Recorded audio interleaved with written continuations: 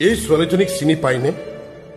আপোনালোকৰ সন্মুখত বাটে কাটি ঘূৰি ফুৰা বহু পাগলী ছোৱালীৰ ভিৰত থকা এইজনীও তেনে এজনী পাগলীয়ে।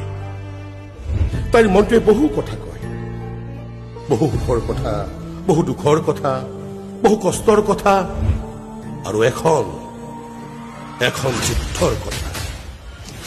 তাইৰ সেই কথাবোৰ কোনে বুজি নাপায়।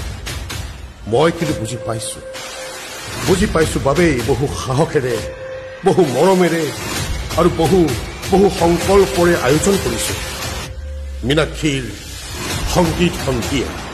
2025-26 নাট্যবৰ্ষত নতুন আশাৰে, নতুন সংকল্পৰে, নতুন চমকেৰে আবাহন থিয়েটাৰৰ বৰ্ণাঢ্য আয়োজন।